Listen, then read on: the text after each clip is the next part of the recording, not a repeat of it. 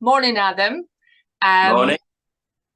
so your exhibition at AKA Contemporary is due to start on the 1st of September. The upcoming Joint Solar Show is a fairly big project, I suppose. So I was hoping you could talk a little bit about what convinced you really to engage with the relatively new gallery. AKA started as a pop-up show back in 2020, and obviously they've been present in Cambridge for over 2 years. Um, it's the opposite coast as well, so a bit of a remote work, I suppose. How do you find working on the project so far? Also in terms of selecting your work for display as well. Um, Kevin and Ali got in touch with me about a year and a half ago. It could be even 2 years. I'm not sure. I think they were just building their gallery at the time, and yeah, they just seemed quite nice people. I was there. They're asking for work that with no sort of brief, which suits me because I prefer just to paint and see what happens, and then work towards a body of work. And I've shown obviously a lot in Wales. I've shown bits in London, but I've not really shown in England that much. I thought it'd be a nice opportunity to show in Expand the England. geographical area. Yeah, exactly. And Cambridge is nice. A long time ago, I used to play in a band. I played Cambridge a few times. I quite liked it. It looked like a nice Yeah, I place. remember you mentioned that. Yeah, I thought a good place to start. As far as getting a body of work together, I tend not to go into it with a sort of with one idea or anything like that. I just paint, keep going at it, and it's a case of hard work. I think lots of work to produce a body of work, and then to pick paintings that work from that and ones that don't, and paintings that speak to each other as well. So it's not just a random, you know, and go from there. I think that answers your Okay. question. Yeah, it does actually. So how do you feel that some of the pieces that you've already selected and sent to them, how do you feel that they speak to each other? Tonally and color wise, I think they work quite nicely. It'd be interesting to see when I go to the gallery. My studio is quite small. My house is quite small as well, so I can only ever get to see one or two paintings together, and it's so Okay. lovely to go to an exhibition and suddenly see them, Mm, a body of work displayed together. It's always quite interesting to see yeah. that. Yeah, and I suppose then, this visual language maybe presents itself a little bit differently in a bigger space, I Yeah, suppose. completely. To Like I said, my house is quite small, so to suddenly the paintings are quite large to me as well. So a meter by meter, Mm, it looks a lot smaller in a large space. And so yeah, looking forward to that. It'd be nice. I'm showing with it, as you know, an artist called Lawrence Edwards. It'd be nice to see how my work works with his. I think it'd be a good show. yeah, absolutely. Which obviously leads me to my next question. How do you feel this will work in terms of the visual dialogue between your paintings and Lawrence's work? Obviously, you're very different artists. You're an abstract landscape painter. Lawrence is figurative sculpture. Mm. Although there seem to be, I think there seems to be a little bit of an overlap in terms of exploration of space and kind of almost temporal space and being in that space. Um, but that's just me. Is there anything that you're looking forward to the most, and in terms of how your work and Lawrence's work will enter a visual dialogue with each other? Well, yeah, I agree with that. We're very different artists. Obviously, he works in bronze, I work in paint. But the moment I saw his work, there was something that spoke to me, and he might not agree with this, but spoke to me about my work. The colours, the facts. It could be perhaps he based a lot of his work in the estuary, and where I live, he's as far east as you can be. I'm as far west as we can be, but we're both working close to the coast and with a lot of estuaries. A lot of my work focuses on the estuary and the sort of loneliness of these spaces. And when I looked at Lawrence's work, there was something that really spoke to me about that. And Mm, yeah, again, it's difficult to talk about someone else's work because it could be incorrect, but there's a certain loneliness in his work, I think, and I feel I try and capture that in my paintings.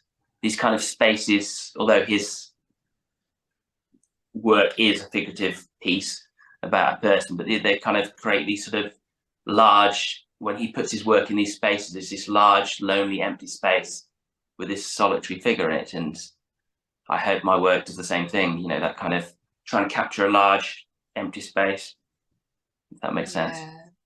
It does, certainly, especially when, as you mentioned, you think about some of his work that has been placed, that has been maybe even more site-specific, but very closely connected to the landscape.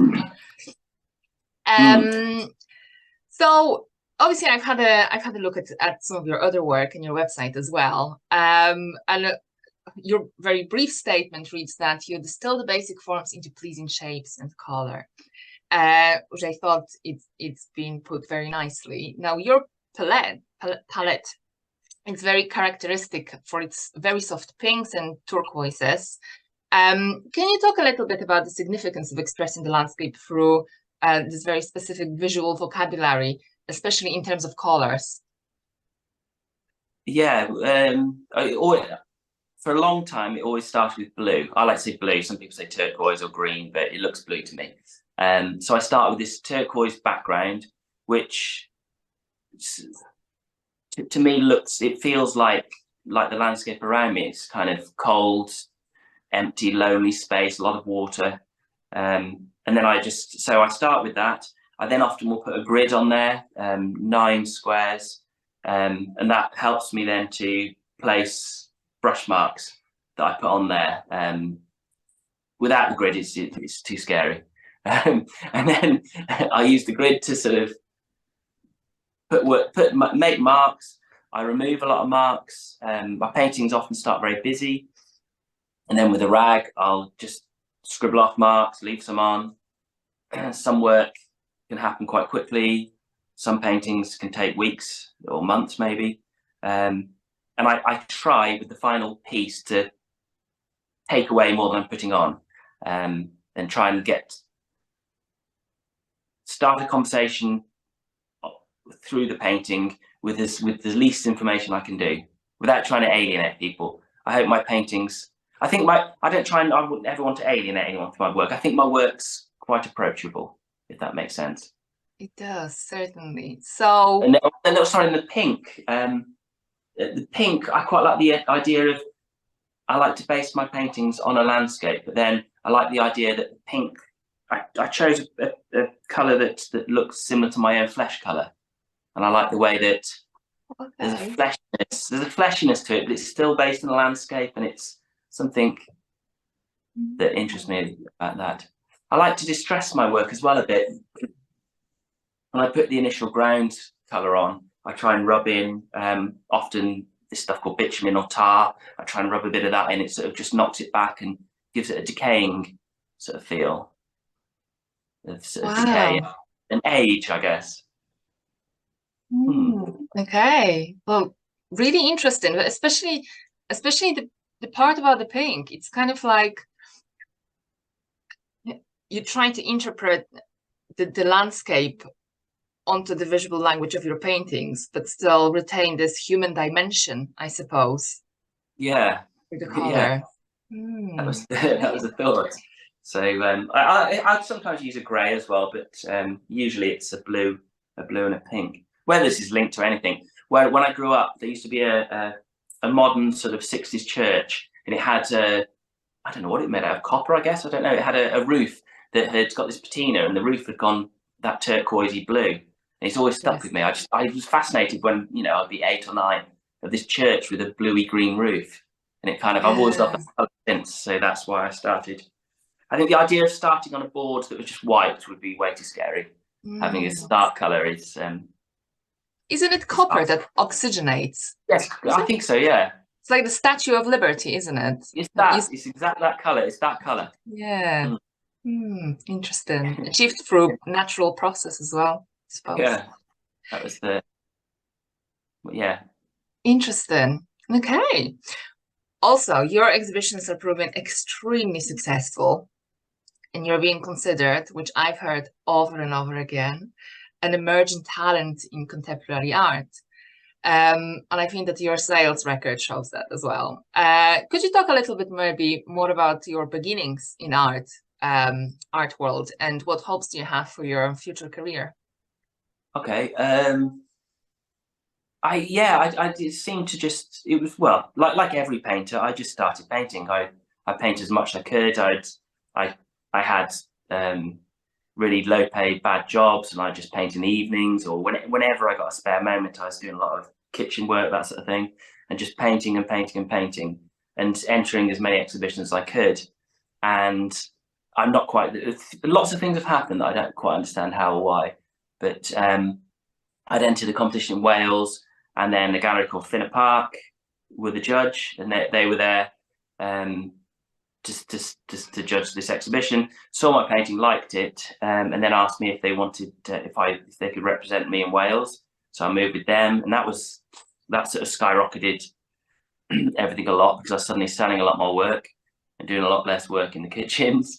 And then I'm not exactly sure how, but somehow the artist Sean Scully had seen my work, and he was putting on an exhibition in London with Scottish artists, Welsh artists, Irish artists, and UK, London, English artists. So I got to put a piece in that exhibition with a piece of his work as well. And I've been a massive Sean Scully fan for years, so that was quite surreal, and that was again a really good boost. And then in Wales, the RCA, which are a bit like they're the Welsh equivalent of the RA, got in touch and asked me to apply to become a member. So I applied and became a member of that. So yeah, it all kind of slowly built in a way. And I don't know what the rhyme or reason is for it. I think just a lot of hard work and keep trying. Yeah, I wanted to say systematic approach to your workshop, I suppose. Yeah, and goals for the future. I just keep going, I guess. Just keep painting. My goal is I don't want to work a crap job again. So at the minute I'm solely painting. I sympathize with that.